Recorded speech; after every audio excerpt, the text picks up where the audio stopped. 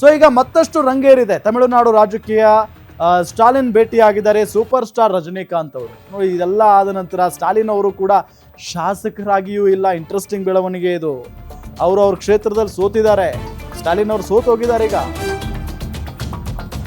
ಇದೆಲ್ಲದರ ನಡುವೆ super star Rajinikanth Stalin ಅವರನ್ನ ಭೇಟಿ ಮಾಡಿದ್ದಾರೆ. ತಮಿಳುನಾಡು ಮಾಜಿ ಸಿಎಂ ಸ್ಟಾಲಿನ್ ಅವರನ್ನ ಭೇಟಿ ಮಾಡಿದ್ದಾರೆ ರಜನಿಕಾಂತ್ ಅವರು. ಎಲೆಕ್ಷನ್ ನಲ್ಲಿ ಸೋತಿರುವ ಮಾಜಿ ಸಿಎಂ ಸ್ಟಾಲಿನ್ ಅವರನ್ನ ಭೇಟಿ ಮಾಡಿರೋದು. ದಳಪತಿ ವಿಜಯ್ ಸಿಎಂ ಆಗುವ ಟೈಮಲ್ಲಿ ರಜನಿ ಸ್ಟಾಲಿನ್ ಭೇಟಿಯಾಗಿರೋದು ಕುತೂಹಲ ಮೂಡಿಸಿದೆ. ರಜನಿಕಾಂತ್ ಮತ್ತು ಸ್ಟಾಲಿನ್ ಭೇಟಿ. ಚೆನ್ನೈನ ಸ್ಟಾಲಿನ್ ನಿವಾಸದಲ್ಲಿ ರಜನಿಕಾಂತ್ ಭೇಟಿಯಾಗಿರೋದು ಮತ್ತಷ್ಟು ರಂಗೇರಿದೆ ಈಗ ತಮಿಳುನಾಡು ರಾಜಕಾರಣ. ಸೂಪರ್ ಸ್ಟಾರ್ ರಜನಿಕಾಂತ್ ಅವರು ಸ್ಟಾಲಿನ್ ಅವರನ್ನ ಹೋಗಿ ಭೇಟಿ ಮಾಡ್ತಾರೆ ಅಂತ ಅಂದ್ರೆ ಏನಿರಬಹುದು? ಯಾಕೆ ಭೇಟಿ ಮಾಡಿರಬಹುದು? ಸೋತಿದಾರಲ್ಲ ಸ್ಟಾಲಿನ್ ಅವರು, ಹಳೆ ದೋಸ್ತಿ ಬೇರೆ ಇರುತ್ತೆ. ಸೊ ಹಾಗಾಗಿ ಹೋಗಿ ಸಮಾಧಾನ ಮಾಡೋದಕ್ಕೆ ಹೋಗಿರಬಹುದು ಅಂತಾನು ಅನ್ಕೊಳ್ಳೋಣ. ಇನ್ನೊಂದು ಕಡೆ ರಾಜಕಾರಣದ ವಿಚಾರಕ್ಕೆ ಸಂಬಂಧಪಟ್ಟಂತೆ ಏನಾದರೂ ಬೆಳವಣಿಗೆ ಆಗುತ್ತಾ? ಅದು ಒಂದು ಪ್ರಶ್ನೆ ಅಂತೂ ಇದ್ದೇ ಇದೆ. ನೋಡಿ, ಇಲ್ಲಿ ಎಕ್ಸ್ಕ್ಲೂಸಿವ್ ಫೋಟೋವನ್ನು ನಿಮ್ಗೆ ತೋರಿಸ್ತಾ ಇದ್ದೀವಿ ನಾವು. ರಜನಿಕಾಂತ್ ಅವರು ಸ್ಟಾಲಿನ್ ಅವರನ್ನ ಹೋಗಿ ಭೇಟಿ ಮಾಡಿರುವಂತ ಫೋಟೋ ಇದು. ಹೋಗಿ ಆರಾಮಾಗೆ ಇದ್ದಾರೆ ಸ್ಟಾಲಿನ್ ಅವರು. ಸೋತಿದ್ದಾರೆ, ಅದು ನೋವು ಇರುತ್ತೆ, ಬೇಜಾರಿರುತ್ತೆ, ಬಟ್ ತೋರಿಸ್ಕೊಳ್ಳೋದಕ್ಕಾಗಲ್ಲ. ಬಟ್ ಬಹಳ ವಿಚಿತ್ರ ಅಂತ ಏನಪ್ಪ ಅಂದ್ರೆ ಸ್ಟಾಲಿನ್ ಅವರು ಶಾಸಕರಾಗಿಯೂ ಆಯ್ಕೆ ಆಗಿಲ್ಲ. ಇದೇ ತರ ಒಬ್ಬ ಮುಖ್ಯಮಂತ್ರಿಯವರು. ಸೊ ಇದೇ ತರ ಪಶ್ಚಿಮ ಬಂಗಾಳದಲ್ಲೂ ಆಗೋಗ್ಬಿಡ್ತು. ದೀದಿ ಅಲ್ಲೂ ಅವ್ರು ಗೆದ್ದೇ ಇಲ್ಲ. 2 ಕ್ಷೇತ್ರಗಳು ಸ್ಪರ್ಧೆ ಮಾಡಿದಂತ 2 ಕ್ಷೇತ್ರಗಳಲ್ಲಿ ಸೋತ್ಬಿಟ್ರು. ಆಡಳಿತ ವಿರೋಧಿ ಅಲೆ ಜನರನ್ನ ಬದಲಾಯಿಸ್ಬಿಡುತ್ತೆ. ಅದಕ್ಕೆ ಉದಾಹರಣೆ ಇದು. ಸಿಎಂ ಆಗಲಿ ಯಾರೇ ಆಗಲಿ ಸೋಲಿಸ್ತೀವಿ ಅಷ್ಟೇ ಅಂತ ಜನ ನಿರ್ಧಾರ ಮಾಡಿದ್ರೆ ಈ ರೀತಿಯಾಗಿ ಆಗುತ್ತೆ. ಬಟ್ ಈಗ ಏಕಾಏಕಿಯಾಗಿ ಸೂಪರ್ ಸ್ಟಾರ್ ರಜನಿಕಾಂತ್ ಅವರು ಸ್ಟಾಲಿನ್ ಅವರನ್ನ ಭೇಟಿ ಮಾಡಿದ್ ಯಾಕೆ ಅನ್ನೋದು ಒಂದು ಪ್ರಶ್ನೆ. ಪರ್ಸನಲ್ ಇರ್ತವೆ ಕೆಲವೊಂದಿಷ್ಟು, ಅಂದರೆ ಸಹಜವಾಗಿ ಒಂದು ಬಾಂಡಿಂಗ್ ಅಂತ ಇರುತ್ತೆ. ಅವರು ಕೂಡ ಸೂಪರ್ ಸ್ಟಾರ್ ಇದ್ದಾರೆ ರಜನಿಕಾಂತ್ ಅವರು. ಸೊ ರಾಜಕಾರಣದಲ್ಲಿ ಸ್ಟಾಲಿನ್ ಅವರು ಮುಖ್ಯಮಂತ್ರಿ ಆಗಿದ್ದಂಥವ್ರು. ಆ ಒಂದು ಒಡನಾಟ ಇದ್ದೇ ಇರುತ್ತೆ ಸಹಜವಾಗಿ. ಈ ಒಂದು ಚುನಾವಣೆಯಲ್ಲಿ ಸೋತಿದ್ದಕ್ಕೆ ಏನಾದರೂ ಅವ್ರ ಜೊತೆಗೆ ಹೋಗಿ ಮಾತುಕತೆಯನ್ನು ನಡೆಸಿರಬಹುದು ವೈಯಕ್ತಿಕವಾಗಿ. ಇದನ್ನ ಹೊರತುಪಡಿಸಿದ್ರೆ ರಾಜಕಾರಣದ ವಿಚಾರಕ್ಕೆ ಸಂಬಂಧಪಟ್ಟಂತೆ ಏನು ಮಾತನಾಡೋದಕ್ಕೆ ಸಾಧ್ಯ ರಜನಿಕಾಂತ್ ಅವರು ಅನ್ನೋ ಒಂದು ಪ್ರಶ್ನೆ ಅಂತೂ ಇದ್ದೇ ಇದೆ. ಸೊ ಈಗ ಸೋಷಿಯಲ್ ಮೀಡಿಯಾದಲ್ಲೆಲ್ಲ ಒಂದು ವಿಚಾರ ಓಡಾಡ್ತಾ ಇದೆ. ಏನಪ್ಪಾ ಅಂತ ಅಂದ್ರೆ ಈ DMK ಮತ್ತು AIADMK ಸೇರ್ಕೊಂಡು ಯಾಕೆ ಸರ್ಕಾರ ರಚನೆ ಮಾಡಬಾರ್ದು ಅಂತ ಹೇಳಿ. ಯಾಕೆ ಸರ್ಕಾರ ರಚನೆ ಮಾಡಬಾರ್ದು ಅಂತ ಹೇಳಿ. ಈ ಹಿಂದೆನೂ ಕರ್ನಾಟಕದಲ್ಲಿ ಹಿಂಗೆ ಆಗಿತ್ತಲ್ಲ. ಈ BJP ಅತಿ ದೊಡ್ಡ ಪಕ್ಷವಾಗಿ ಮೇ ಬಿ 106 ಸ್ಥಾನಗಳನ್ನ ಏನೋ ಗೆದ್ದಂಗಿತ್ತು ಆ ಸಂದರ್ಭದಲ್ಲಿ. ಆಗ ಏಕಾಏಕಿಯಾಗಿ JDS ಮತ್ತು ಕಾಂಗ್ರೆಸ್ ಸೇರ್ಕೊಂಡು ಮೈತ್ರಿ ಮಾಡ್ಕೊಂಡು ಸರ್ಕಾರ ರಚನೆ ಮಾಡಿಬಿಟ್ಟಿತ್ತು. ಸೊ ಹಿಂಗೆಲ್ಲ ಮೇ ಬಿ ಇಲ್ಲೂ ಅದ್ರ ಬಗ್ಗೆ ಏನಾದರೂ ಚರ್ಚೆ ಆಗ್ತಾ ಇದೆಯಾ ಗೊತ್ತಿಲ್ಲ. ಬಟ್ ರಜನಿಕಾಂತ್ ಅವರು ಹೋಗಿ ಭೇಟಿ ಮಾಡಿರೋದಂತೂ ಸಿಕ್ಕಾಪಟ್ಟೆ ಚರ್ಚೆಗೆ ಕಾರಣ ಆಗಿದೆ. TVKಗೆ ಕಾಂಗ್ರೆಸ್ ಬೆಂಬಲ ಘೋಷಣೆ ಹಿನ್ನೆಲೆ ಕಾಂಗ್ರೆಸ್ ವಿರುದ್ಧ DMK ಆಕ್ರೋಶವನ್ನ ವ್ಯಕ್ತಪಡಿಸ್ತಾ ಇದೆ. ಕಾಂಗ್ರೆಸ್ ನಮ್ಮ ಬೆನ್ನಿಗೆ ಚೂರಿ ಹಾಕಿದೆ ಅಂತ ಆರೋಪಿಸ್ತಾ ಇದೆ DMK. 2 ಸಚಿವ ಸ್ಥಾನಕ್ಕಾಗಿ ನಮ್ಮ ಬೆನ್ನಿಗೆ ಚೂರಿ ಹಾಕಿದೆ. ಕಾಂಗ್ರೆಸ್ ವಿರುದ್ಧ DMK ವಕ್ತಾರ ಸರವಣ್ ಅಣ್ಣಾದೊರೈ ವಾಗ್ದಾಳಿಯನ್ನ ನಡೆಸಿರುವುದು. ಕಾಂಗ್ರೆಸ್ ನಿರ್ಧಾರ ಕೇವಲ ತಕ್ಷಣದ ಒಳಿತು ಅಷ್ಟೇ. 2029ಕ್ಕೆ ಬಿಜೆಪಿಯನ್ನ ದೂರ ಇಡಲು ಪ್ರಯತ್ನ ನಡೆದಿತ್ತು. ಆದರೆ ಕಾಂಗ್ರೆಸ್ ನಡೆಯಿಂದ ಜನರು ವಿಶ್ವಾಸ ಕಳೆದುಕೊಳ್ತಾರೆ. TVKಗೆ ಕಾಂಗ್ರೆಸ್ ಬೆಂಬಲ ಘೋಷಣೆ ಮಾಡಿರುವಂತಹ ಹಿನ್ನೆಲೆಯಲ್ಲಿ ಸಹಜವಾಗಿ DMK ಇಲ್ಲಿ ಸಿಟ್ಟಾಗಿರುತ್ತೆ. ಯಾಕೆಂತ ಅಂದ್ರೆ ಎಲೆಕ್ಷನ್ ಸಂದರ್ಭದಲ್ಲಿ ಆಗಿರಬಹುದು. ಈ ಹಿಂದೆ DMK ಸರ್ಕಾರ ಇದ್ದಂತಹ ಸಂದರ್ಭದಲ್ಲಿ ಜೊತೆಗೆ ನಿಂತ್ಕೊಂಡಿದ್ದವರು ಇವರು ಕಾಂಗ್ರೆಸ್ನವರು. ಈಗ ಏಕಾಏಕಿಯಾಗಿ DMK ಸೋತಿದೆ. DMK ವಿರುದ್ಧ ಅಲ್ಲಿನ ಜನ ರೊಚ್ಚಿಗೆದ್ದು ಬಿಟ್ಟಿದ್ದಾರೆ. ಹಂಗಾಗಿನೇ ಸೋಲಿಸಿದ್ದಾರೆ ಅನ್ನೋ ನಿಟ್ಟಿನಲ್ಲಿ ಕೆಲವೊಂದಿಷ್ಟು ಜನ ಕಾಂಗ್ರೆಸ್ನವರು ಕೂಡ ಮಾತಾಡಿದ್ರು ಇವತ್ತು. ಸೊ ಹಂಗಾಗಿನೇ ಇದೆಲ್ಲ ಕೇಳಿಸ್ಕೊಂಡು DMK ಅವರು ಕೂಡ ಏನು ಸೈಲೆಂಟ್ ಆಗಿಲ್ಲ, ಅಸಮಾಧಾನವನ್ನ ವ್ಯಕ್ತಪಡಿಸಿದ್ದಾರೆ. ಗೆದ್ದೆತ್ತಿನ ಬಾಲ ಹಿಡಿಯೋರು ಇವರು ಹಾಗೆ ಹೀಗೆ ಅಂತೆಲ್ಲ ಮಾತಾಡಿದಾರಂತೆ. ಸೊ ಕಾಂಗ್ರೆಸ್ ನಡೆಯಿಂದ ಸಹಜವಾಗಿ DMKಗೆ ಬೇಸರ ಆಗಿರುತ್ತೆ.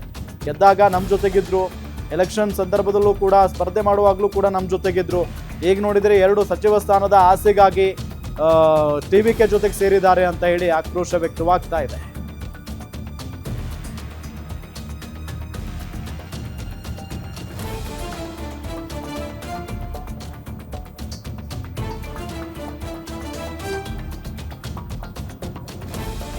2029ಕ್ಕೆ ಬಿಜೆಪಿಯನ್ನ ದೂರ ಇಡೋದಕ್ಕೆ ಪ್ಲಾನ್ ನಡೆದಿತ್ತು. ಆದರೆ ಕಾಂಗ್ರೆಸ್ ನಡೆಯಿಂದ ಜನ ವಿಶ್ವಾಸ ಕಳೆದುಕೊಳ್ತಾರೆ. ಯಾರು ವಿಶ್ವಾಸ ಉಳಿಸ್ಕೊಂಡಿದ್ದಾರೆ, ಯಾವ ಪಕ್ಷ ಉಳಿಸ್ಕೊಂಡಿದೆ ಅದೇ ಅರ್ಥ ಆಗ್ತಾ ಇಲ್ಲ. ಯಾಕೆ ಅಂತ ಅಂದರೆ ಕಾಂಗ್ರೆಸ್ ಹೆಂಗೆ ಅಂತ ಅಂದರೆ ಮುಂಚೆ ನೋಡಿದರೆ ಎದುರಾಳಿಗಳ ಥರ TVK ವಿರುದ್ಧ ಮಾತಾಡ್ತು. ತಮಿಳುನಾಡಲ್ಲಿ TVK ವಿರುದ್ಧ ಮಾತಾಡ್ತು, ಕಾಂಗ್ರೆಸ್ ನಾಯಕರೆಲ್ಲ ಮಾತಾಡಿದ್ರು. ಈಗ ಏಕಾಏಕಿಯಾಗಿ TVK ಗೆದ್ದಿದೆ, ಬಹುಮತ ಬಂದಿಲ್ಲ, ಆದರೆ ದೊಡ್ಡ ಪಕ್ಷವಾಗಿ ಹೊರಹೊಮ್ಮಿದೆ, ಅದರಲ್ಲಿ ಏನು ಡೌಟ್ ಇಲ್ಲ. ಬಟ್ ಈಗ ನೋಡಿದ್ರೆ 2 ಸಚಿವ ಸ್ಥಾನ ಕೊಡ್ತೀವಿ ಅಂತ ಹೇಳ್ತಾ ಇದ್ದಂಗೆ ಓಡೋಡೋಗಿದೆ ಕಾಂಗ್ರೆಸ್.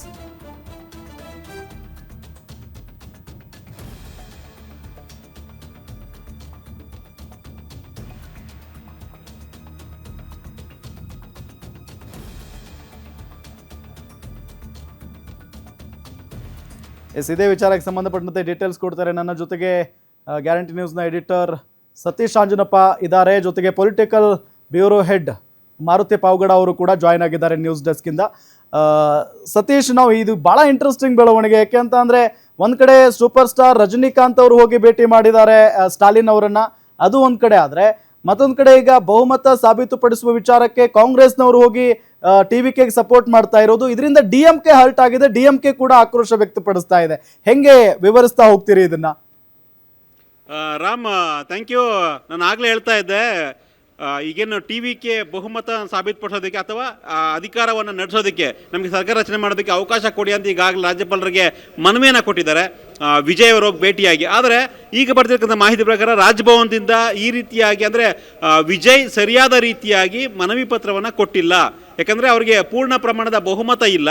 ಹೇಗೆ ಬಹುಮತವನ್ನು ಪ್ರೂವ್ ಮಾಡ್ತಾರೆ ಅನ್ನೋದ್ರ ಬಗ್ಗೆ ಸ್ಪಷ್ಟವಾಗಿ ತಮ್ಮ ಒಂದು ಪತ್ರದಲ್ಲಿ ಹೇಳಿಲ್ಲ ಅನ್ನೋ ಒಂದು ಮಾಹಿತಿ ಬರ್ತಾ ಇದೆ. ಜೊತೆಗೆ ಕಾಂಗ್ರೆಸ್ ಈಗ ಬಹಿರಂಗವಾಗಿ ಸ್ಟೇಟ್ಮೆಂಟ್ ಕೊಟ್ಟಿದೆ, ಜೊತೆಗೆ TVKಗೆ ಬೆಂಬಲವನ್ನು ಘೋಷಣೆ ಮಾಡಿದೆ. ಆದರೂ ಕೂಡ ಕಾಂಗ್ರೆಸ್ ಕೊಟ್ಟಿರ್ತಕ್ಕಂಥ ಬೆಂಬಲ ಪತ್ರ ಆಗಿರ್ಬೋದು ಅಥವಾ ಅವರ ಸಹಿಯ ಒಂದು ಪತ್ರವನ್ನು ರಾಜ್ಯಪಾಲರಿಗೆ ಕೊಟ್ಟಿಲ್ಲ ಅನ್ನೋ ಮಾಹಿತಿ ಬರ್ತಾ ಇದೆ. ಹೀಗಾಗಿ ನಾಳೆ ಆಗುತ್ತಾ ಇಲ್ವಾ ಪ್ರಮಾಣ ವಚನ ಅನ್ನೋ ಒಂದು ಚರ್ಚೆ. ನನ್ನ ಜೊತೆ ಈಗ ನಮ್ಮ ಮಾರುತಿ ಪಾವಗಡ ಇದ್ದಾರೆ, ನಮ್ಮ ಪೊಲಿಟಿಕಲ್ ಬ್ಯೂರೋ ಹೆಡ್. ಕರ್ನಾಟಕದಲ್ಲೂ ಕೂಡ 2018ರಲ್ಲಿ ಸಮ್ಮಿಶ್ರ ಸರ್ಕಾರ ಆಗಿತ್ತು. ಒಂದು ರೀತಿ 3 ಪಕ್ಷಗಳಿಗೆ ಯಾವುದೇ ರೀತಿಯ ಬಹುಮತ ಬಂದಿರಲಿಲ್ಲ. 104 BJPಗೆ ಬಂದಿತ್ತು, ಕಾಂಗ್ರೆಸ್ 2ನೇ ದೊಡ್ಡ ಪಕ್ಷ ಆಗಿತ್ತು, JDS 3ನೇ ಪಕ್ಷವಾಗಿ ಹೊರಹೊಮ್ಮಿತ್ತು. ಆಗ ಇದೇ BS ಯಡಿಯೂರಪ್ಪ ಅವರು ರಾಜ್ಯಪಾಲರನ್ನ ಭೇಟಿಯಾಗಿ ಸರ್ಕಾರ ರಚನೆಗೆ ಹಕ್ಕೊತ್ತಾಯನ ಮಾಡಿದ್ರು. ಸರಿ, ನೀವು ಮಾಡ್ಕೊಳ್ರಪ್ಪ ಅಂತ ಹೇಳಿದ್ರು. ಪ್ರಮಾಣ ವಚನ ಕೂಡ ಆಗೋಯ್ತು 3 ದಿನಕ್ಕೆ. ಮತ್ತೆ ಅವಿಶ್ವಾಸ ನಿರ್ಣಯ ಮಂಡನೆ ಆಗಿತ್ತು. ಅವಾಗ ಅವರು ತಮ್ಮ ಬಹುಮತವನ್ನು ಸಾಬೀತುಪಡಿಸಲೇಬೇಕಾಗಿತ್ತು. ಬಟ್ ಅದರಲ್ಲೇ ಫೇಲ್ ಆಗ್ತಾರೆ, ರಾಜೀನಾಮೆ ಕೊಡ್ತಾರೆ. ಮತ್ತೆ ಯಡಿಯೂರಪ್ಪ ಅವರು ರಾಜೀನಾಮೆ ಕೊಡ್ತಾರೆ. So at the same time ತಮಿಳುನಾಡಿನಲ್ಲೂ ಈಗೇನು ಆಗ್ತಾ ಇದೆ, TVKಯ ಮುಖ್ಯಸ್ಥ ವಿಜಯ್ ರಾಜ್ಯಪಾಲರನ್ನ ಭೇಟಿಯಾಗಿದ್ದಾರೆ. ಭೇಟಿಯಾಗಿ ನಮಗೆ ಸರ್ಕಾರ ರಚನೆಗೆ ಅವಕಾಶ ಕೊಡಿ ಅಂತ ಕೇಳ್ತಿದ್ದಾರೆ. ಬಟ್ ರಾಜ್ಯಪಾಲರಿಂದ ಅಥವಾ ರಾಜಭವನಕ್ಕೆ ಬಂದಿರತಕ್ಕಂಥ ಮಾಹಿತಿ ಏನಪ್ಪ ಅಂದರೆ ಸರಿಯಾಗಿ ಹಕ್ಕೊತ್ತಾಯ ಮಂಡನೆ ಮಾಡಿಲ್ಲ, ನಿಮಗೆ ಸಂಪೂರ್ಣ ಬಹುಮತ ಇಲ್ಲ, ಹೀಗಾಗಿ ನಿಮಗೆ ಸಂಪೂರ್ಣ ಬಹುಮತ ಇರ್ತಕ್ಕಂಥ ಪತ್ರ ಕೊಡಿ ಅನ್ನೋ ಒಂದು ಮಾಹಿತಿ ಬರ್ತಿದೆ. ಇದು ಸಂವಿಧಾನಾತ್ಮಕ ಸರಿನಾ ಅಂತ? ಅಲ್ಲ, ಪ್ರೊಸೀಜರ್ ಪ್ರಕಾರ ಆದರೆ ಸಂವಿಧಾನಾತ್ಮಕವಾಗಿ ಆದರೆ ರಾಜ್ಯಪಾಲರು ನಡ್ಕೊಂಡಿರೋದು ನಿಜನೇ. ಆದರೆ ಇತ್ತೀಚೆಗೆ ಹಲವು ರಾಜ್ಯಗಳನ್ನು ನಾವು ಗಮನಿಸಿದಾಗ ನೀವು ಹೇಳಿದಂತೆ ಕರ್ನಾಟಕದಲ್ಲೂ ಕೂಡ 104 ಸ್ಥಾನಗಳು 2018ರಲ್ಲಿ 104 ಸ್ಥಾನಗಳು BJPಯ ಯಡಿಯೂರಪ್ಪ ಅವ್ರ ನೇತೃತ್ವದಲ್ಲಿ ಗೆದ್ದಿತ್ತು.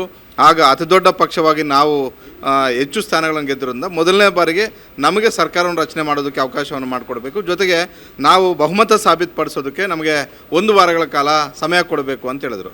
ಅದನ್ನು ಪ್ರಶ್ನೆ ಮಾಡಿ ನೇರವಾಗಿ ಸುಪ್ರೀಂ ಕೋರ್ಟಲ್ಲಿ ಕಾಂಗ್ರೆಸ್ ಮತ್ತು JDS 2 ಪಕ್ಷಗಳು ಕೂಡ ಸೇರಿ ಅವತ್ತು ಕಪಿಲ್ ಸಿಬಲ್ ಅವರು ಅರ್ಜಿಯನ್ನು ಸಲ್ಲಿಸಿದರು, 1 ವಾರ ಟೈಮ್ ಕೊಡಬಾರ್ದು ಅಂತ. ಹೀಗಾಗಿ ಪ್ರಮಾಣ ವಚನ ಸ್ವೀಕಾರ ಮಾಡಿದಂತಹ ಬಳಿಕ 2 ದಿನದಲ್ಲಿ ನೀವು ಬಹುಮತವನ್ನು ಸಾಬೀತುಪಡಿಸಬೇಕು ಅನ್ನುವಂಥ ಒಂದು ಸುಪ್ರೀಂ ಕೋರ್ಟ್ ಆದೇಶ ಇತ್ತು.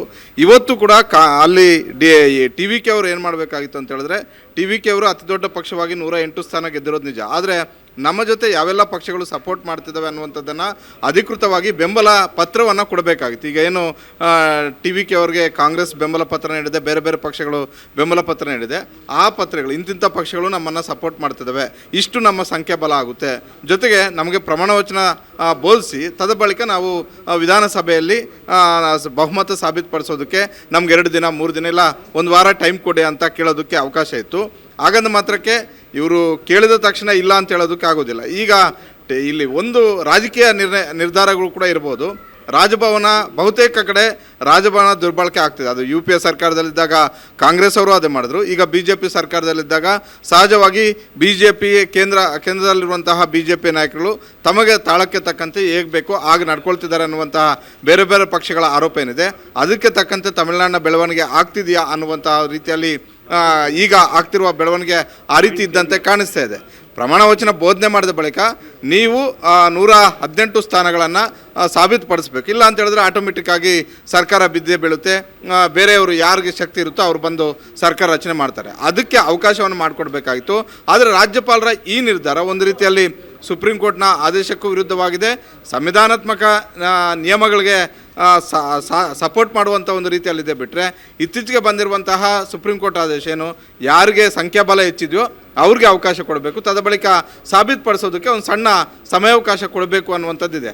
ಅದರಲ್ಲಿ ಒಂದನ್ನು ಪಾಲನೆ ಮಾಡಿದರೆ ಮತ್ತೊಂದು ಪಾಲನೆ ಮಾಡಿಲ್ಲ ಅನ್ನುವಂಥ ರೀತಿಯಲ್ಲಿ ರಾಜ್ಯಪಾಲರ ನಿರ್ಧಾರ, ಇವತ್ತಿನ ನಿರ್ಧಾರ ಇದೆ. ಎಸ್ ಮಾರುತಿ, ಈಗ ಮತ್ತೊಂದು ವಿಶೇಷ ಏನಂದರೆ, ಈಗ ರಾಜ್ಯಪಾಲರಿಗೆ 112 ಶಾಸಕರ ಸಹಿ ಇರ್ತಕ್ಕಂಥ ಒಂದು ಪತ್ರವನ್ನು ಕೊಟ್ಟಿದ್ದಾರೆ ವಿಜಯ್. 107 TVK ಪಕ್ಷದ ಶಾಸಕರು, ಜೊತೆಗೆ 5 ಶಾಸಕರು ಕಾಂಗ್ರೆಸ್ನವರು. ಸೊ 112 ಕೊಟ್ಟಿದ್ದಾರೆ. ಇನ್ನೂ 6 ಜನ ಶಾಸಕರ ಬೆಂಬಲ ಬೇಕಾಗಿದೆ 118ಕ್ಕೆ. ಸೊ ADMK ಸಪೋರ್ಟನ್ನು ತಗೊಂಡಿಲ್ಲ ಇನ್ನೂ. ಈಗ ಮುಸ್ಲಿಂ ಲೀಗ್ ಇದೆ, CPI ಮತ್ತು CPM ಇದೆ, ಜೊತೆಗೆ PMK ಇದೆ, VCK ಇದೆ. ಇವೆಲ್ಲ ಸೇರ್ಕೊಂಡ್ರೆ ಸುಮಾರು 126 ಬೆಂಬಲ ಸಿಗುತ್ತೆ ಅನ್ನೋ ವಿಶ್ವಾಸದಲ್ಲಿ ವಿಜಯ್ ಇದ್ದಾರೆ. ಈಗಾಗಲೇ ಎಲ್ಲ ಸಣ್ಣ ಪುಟ್ಟ ಪಾರ್ಟಿಗಳಿಗೆ ವಿಜಯ್ ಪತ್ರವನ್ನು ಬರೆದಿದ್ದಾರೆ, ನಿಮ್ಮ ಬೆಂಬಲ ನನಗೆ ಬೇಕು ಅಂತ ಹೇಳಿದ್ದಾರೆ. ಬಟ್ ಅಲ್ಲಿಂದ ಇನ್ನೂ ಬೆಂಬಲ ಪತ್ರ ಸಿಕ್ಕಿಲ್ಲ. ಬಟ್ ಯಾವುದೇ ಒಂದು ಸರ್ಕಾರ ರಚನೆ ಆಗಬೇಕಾದ್ರೆ ಆಯಾ ರಾಜ್ಯಗಳ ದೊಡ್ಡ ಪಕ್ಷ, ನೀವು ಹೇಳಿದ ದೊಡ್ಡ ಪಕ್ಷ ಹೋಗಿ ರಾಜ್ಯಪಾಲರಿಗೆ ಮನವಿಯನ್ನು ಕೊಡ್ತಾರೆ, ನಮಗೆ ಅವಕಾಶ ಕೊಡಿ ಅಂತ. ರಾಜ್ಯಪಾಲರು ಅವಕಾಶ ಕೊಟ್ಟ ನಂತರ ವಿಧಾನಸಭೆಯಲ್ಲಿ ಅದು ಚರ್ಚೆ ಆಗಬೇಕು. ಪ್ರಮಾಣ ಸ್ವೀಕರಿಸಿದ ನಂತರ 1 ವಾರನೋ 4 ದಿನ 3 ದಿನ ಟೈಮ್ ಕೊಡ್ತಾರೆ. ಕರ್ನಾಟಕ ವಿಚಾರದಲ್ಲೂ ಹಂಗೆ ಆಗಿತ್ತು. ಸೊ ಯಾಕೆ ರಾಜ್ಯಪಾಲರು ಈ ಥರ ನೀವು ಹೇಳ್ತಿದ್ರೆ? ಈಗ ಬಹು ದೊಡ್ಡ ಆರೋಪ ಅಂದರೆ ತಮಿಳುನಾಡಲ್ಲಿ ವಿಶೇಷವಾಗಿ ಹಿಂದೆ ರಾಜ್ಯಪಾಲರು ರವಿ ಇದ್ದರು. ರವಿ ಮೇಲೆ ಅಂತೂ ಸ್ಟಾಲಿನ್ CM ಆಗಿದ್ದಾಗ ಫುಲ್ಲು 1 ವಾರಕ್ಕೊಂದ್ಸಲ ಫೈಟು. ಈಗ ಮತ್ತೆ ಅದೇ ರೀತಿ ಈಗ ವಿಜಯ್ ಇನ್ನೂ ಸರ್ಕಾರ ರಚನೆ ಮಾಡಿಲ್ಲ, ಸರ್ಕಾರ ರಚನೆ ಮಾಡೋಕ್ಕೆ ಮುಂಚೆನೇ ಫೈಟ್ ಶುರುವಾಗುತ್ತಾ ಅಂತ? ಅಲ್ಲ, ಖಂಡಿತ. ಯಾಕಂತ ಹೇಳಿದ್ರೆ ವಿಜಯ್ ಅವರು ಸೈದ್ಧಾಂತಿಕವಾಗಿ ನಾನು BJP ವಿರೋಧ ಮಾಡ್ತೀನಿ ಅಂತ ಹೇಳಿದ್ರು. ಜೊತೆಗೆ AIDMK ಮತ್ತು BJPಯ ಸಪೋರ್ಟನ್ನು ಈ ಕ್ಷಣದವರೆಗೂ ಕೂಡ ವಿಜಯ್ ಅವರೇನು ಕೇಳಿಲ್ಲ. ಆದರೆ ಈಗ ಬರ್ತಿರುವಂಥ ಮಾಹಿತಿಯ ಪ್ರಕಾರ AIDMK ಶಾಸಕರೇ ಸ್ವತಃ ನಾವು ದೊಡ್ಡ ಮಟ್ಟದಲ್ಲಿ ವಿಜಯ್ ಅವ್ರಿಗೆ ಸಪೋರ್ಟ್ ಮಾಡಬೇಕು ಅನ್ನುವಂಥದ್ದಿದೆ. ಆದರೆ AIDMK ಸಪೋರ್ಟ್ ಮಾಡಿದ ತಕ್ಷಣ BJP ಸಪೋರ್ಟ್ ಮಾಡ್ತಿದೆ ಅಂತಲ್ಲ, BJPಯನ್ನು ಸೇರಿಸ್ಕೊಂಡು AIDMK ಸಪೋರ್ಟ್ ಕೇಳಿದರೆ ಆ ಲೆಕ್ಕಾಚಾರ ಬೇರೆ ರೀತಿಯಲ್ಲಿ ಇರ್ತಿತ್ತೇನೋ. ಆದರೆ ಇವತ್ತು ರಾಜ್ಯಪಾಲರು ತೆಗೆದುಕೊಂಡಂತಹ ಈ ನಿರ್ಧಾರ ಸಹಜವಾಗಿ ಇದು ಕೋರ್ಟ್ ಮೆಟ್ಲಿಗೆ ಹೋಗ್ಬೋದು. ಯಾಕಂತ ಹೇಳಿದ್ರೆ ಈಗ ನಾಳೆ ಡೇಟ್ ಫಿಕ್ಸ್ ಅನ್ನುವಂಥ ರೀತಿಯಲ್ಲಿ TVK ಅವರು ಸಂಭ್ರಮ ಮಾಡ್ತಿದ್ದಾರೆ. ಆದರೆ ಡೇಟ್ ಫಿಕ್ಸ್ ಮಾಡಬೇಕಾಗಿರುವಂಥದ್ದು ಯಾರು ಅಂತ ಹೇಳಿದ್ರೆ ರಾಜಭವನನೇ. ಅದಕ್ಕೆ ಅಂತಿಮವಾಗಿ ಆ ಪವರ್ ಇರುವಂಥದ್ದು ರಾಜ್ಯಪಾಲರಿಗೇ. ಹೀಗಾಗಿ ರಾಜ್ಯಪಾಲರಿಗೆ ಈಗ ಏಕಾಏಕಿ TVKಗೆ ಈ ಸೂಚನೆ ಬಂದಿರೋದ್ರಿಂದ ಈಗ ಕಾಂಗ್ರೆಸ್ ಮತ್ತು PMK ಸೇರಿದಂತೆ CPI, CPM ಹಾಗೂ ಮುಸ್ಲಿಂ ಲೀಗ್ ಈ ಎಲ್ಲ ಪಕ್ಷಗಳು ಸೇರಿದ್ರೆ 123 ಸ್ಥಾನಗಳಾಗುತ್ತೆ. ಈ ಪತ್ರಗಳನ್ನು ತೆಗೆದುಕೊಂಡೋಗಿ ರಾಜ್ಯಪಾಲರ ಮುಂದೆ ಮತ್ತೊಮ್ಮೆ ಹಕ್ಕುತ್ತಾಯ ಮಾಡಬಹುದು. ನನಗೆ ಈಗ ಪ್ರೊಸೀಜರ್ ಪ್ರಕಾರ ಬಂದಿದ್ದೀನಿ ಕೊಡಿ ಅಂತ ಹೇಳ್ಬಿಟ್ಟು. ಇಲ್ಲ ಅಂತ ಹೇಳಿದ್ರೆ 2-3 ದಿನಗಳ ಕಾಲ ಕಾಯಲೇಬೇಕಾಗುತ್ತೆ, ಕೋರ್ಟ್ ಮೊರೆ ಹೋಗ್ಬೋದು. ಕೋರ್ಟ್ ಒಂದು ಸೂಚನೆ ಬಂದ ಬಳಿಕ ರಾಜಭವನವು ಕೂಡ ತಮ್ಮ ಏನು ಸೂಚನೆ ಆದೇಶ ಇದೆಯೋ ಅದನ್ನು ಮರುಪರಿಶೀಲನೆ ಮಾಡುವಂತಹ ಕೆಲಸಗಳಾಗ್ಬೋದು. ಒಟ್ಟಾರೆ ಇದರಲ್ಲಿ ನೇರವಾಗಿ ಕಾಣಿಸ್ತಿರೋದು ಏನಂತ ಹೇಳಿದ್ರೆ, ಬಹುತೇಕ ಎಲ್ಲ ಬೇರೆ ಬೇರೆ ರಾಜ್ಯಗಳಲ್ಲಿ BJP ಅವರು ಸರ್ಕಾರ ರಚನೆ ಮಾಡಿದಾಗಲೂ ಅವಕಾಶ ಕೊಟ್ಟಿದ್ದಾರೆ, ಕಾಂಗ್ರೆಸ್ ಅವರು ಸರ್ಕಾರ ರಚನೆ ಮಾಡಿದಾಗಲೂ ಕೂಡ ಅವಕಾಶಗಳು ಕೊಟ್ಟಿದ್ದಾರೆ. ಯಾರು ಅತಿ ದೊಡ್ಡ ಪಕ್ಷವಾಗಿ ಚುನಾವಣೆಯಲ್ಲಿ ಗೆದ್ದಿರ್ತಾರೋ ಅಂಥ ಪಕ್ಷವನ್ನು ಸರ್ಕಾರ ರಚನೆ ಮಾಡಿ ಅನ್ನುವಂಥ ಒಂದು ಆಹ್ವಾನವನ್ನು ರಾಜ್ಯಪಾಲರು ಕೊಟ್ಟಿರುವಂಥದ್ದು ನಿಜ. 2018ರಲ್ಲಿ ನಮ್ಮ ಸರ್ಕಾರ ಆಗಿದೆ, ಬೇರೆ ಬೇರೆ ರಾಜ್ಯಗಳ ಸರ್ಕಾರವೂ ಕೂಡ ಅದೇ ರೀತಿ ಆಗಿದೆ. ಬಹುಮತ ಸಾಬೀತು ಮಾಡೋಕ್ಕಾಗಲಿಲ್ಲ ಅಂತ ಹೇಳಿದ್ರೆ ಆಗ ಸರ್ಕಾರ ಬೀಳೋದು ನಿಜ. ಆದರೆ ಈಗ ಇದು ನೇರವಾಗಿ ಕಾಣಿಸ್ತಿರೋದು ಏನಂತ ಹೇಳಿದ್ರೆ, ರಾಜ್ಯಪಾಲರು ತಮ್ಮ ವಿವೇಚನಾ ಅಧಿಕಾರ ಏನಿದೆ ಆ ವಿವೇಚನಾ ಅಧಿಕಾರವನ್ನು ಸಂವಿಧಾನದ ಅಡಿಯಲ್ಲಿ ಮಾಡೋದ್ರ ಜೊತೆಗೆ ಒಂದಷ್ಟು ರಾಜಕೀಯ ಬೆರೆಸಂತೆ ಕಾಣಿಸ್ತಾ ಇದೆ. ಹೀಗಾಗಿ ಸಹಜವಾಗಿ ಇದೇ ರೀತಿ ಮುಂದುವರೆದ್ರೆ, ಈಗ DMK ಇದ್ದಾಗಲೂ ಕೂಡ ರಾಜಭವನ ವರ್ಸಸ್ ಸರ್ಕಾರ ಅನ್ನುವಂಥದ್ದಿತ್ತು. ಈಗ TVK ಸೈದ್ಧಾಂತಿಕ ವಿರೋಧಿ ಅನ್ನುವಂಥದ್ದನ್ನು ಬಹಿರಂಗವಾಗಿ ಹೇಳಿದ್ದಾರೆ. ಸಹಜವಾಗಿ BJPಯನ್ನು ದೂರ ಇಟ್ಟೆ ನಾವು ಸರ್ಕಾರ ಮಾಡ್ತೀವಿ ಅಂತ. ಜೊತೆಗೆ ಟಿ ವಿ ಕೆ ಕೇವಲ ಕಾಂಗ್ರೆಸ್ ಮತ್ತು Muslim league CPI CPM PMK ಈ ಪಕ್ಷಗಳ ಜೊತೆ ಮೈತ್ರಿ ಮಾಡ್ಕೊಳ್ತಿರೋದ್ರಿಂದ ಇವರೆಲ್ಲರೂ ಕೂಡ ಸೈದ್ಧಾಂತಿಕವಾಗಿ ನೇರ ವಿರೋಧಿಗಳು BJPಗೆ. AIADMKಗಿಂತಲೂ ಹೆಚ್ಚಾಗಿ ಇವರು ವಿರೋಧ ಮಾಡೋದು BJPಯನ್ನು. ಹೀಗಾಗಿ ಸಹಜವಾಗಿ ಈ ಕೋಲ್ಡ್ ವಾರ್ ಇದು ಇನ್ನಷ್ಟು ದೊಡ್ಡ ಮಟ್ಟದಲ್ಲಿ ಹೋದರೆ ಮದ್ರಾಸ್ ಚೆನ್ನೈ ಹೈಕೋರ್ಟ್ ಮೊರೆ ಹೋಗ್ಬೋದು, ಇಲ್ಲ ಅಂತ ಹೇಳಿದ್ರೆ ನೇರವಾಗಿ ಸುಪ್ರೀಂ ಕೋರ್ಟ್ ಕದ ತಟ್ಟಿದ್ರು ಕೂಡ ಆಶ್ಚರ್ಯ ಇಲ್ಲ ಸರ್.